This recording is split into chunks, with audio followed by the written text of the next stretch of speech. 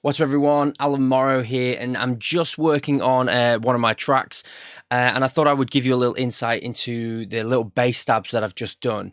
It's a track of my own that I'm just working on, and you can use these sort of bass stabs, sort of bass call and response sounds to really sort of give your bass a little bit more groove, a little bit more character to them, and as I say, yeah, just a little bit more groove and stuff like that. So what I'm going to do, rather than just talk to you about them, I'm going to show you exactly what it is that I'm doing here. So what I've got is, I'll just play the kick and bass first to start off with, so you can hear the whole thing together.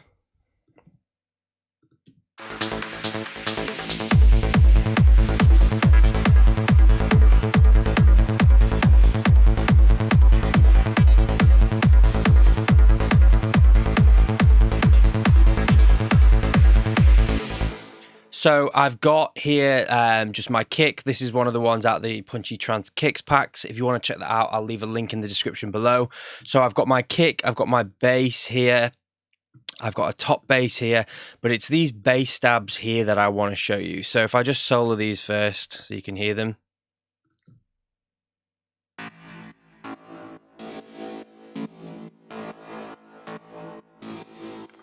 So if I now play these with the rest of the bass lines,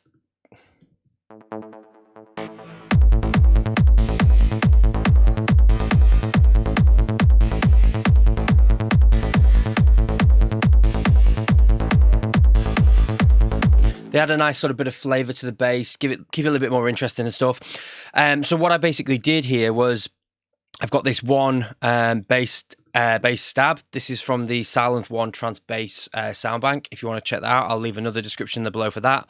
But what I've basically done is I've just got the one bass sound, very simple hit like this, just one little 16th note there, hitting on the 4th 16th in the first beat. So I've got that there playing, just one of these presets with some reverb on there and a bit of LFO just to sort of give it a bit of groove after the reverb. Now, that would have been totally fine just on its own, but I wanted sort of a bit of a call and response to that.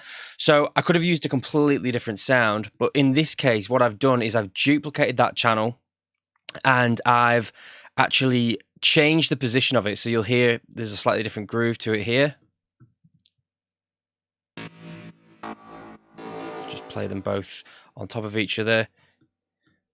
You can't really see it because it won't let me, but if I was to zoom in, let's have a look. You can see here, so it's playing here and here. So what I've done on the second one is I've actually added in an echo to it to give it a little bit of extra character to it there. So if I just go over and show you this one on its own, you can hear, so they're still sounding cohesive, you know, they're the same sound, but they've just got slight different variations to them.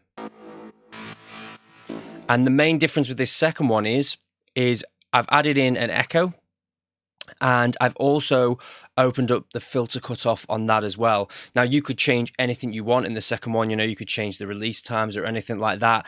But I just thought this was a nice sort of little technique to do on anything that you want to do with call and response, whether that's effects or plucks or anything like that. I've decided to do it on bass hits, but it works really nicely and gives the whole track a nice bit of groove. If I just play it all again. I need to still probably turn them up a touch, but I just thought I'd give you a little show of these.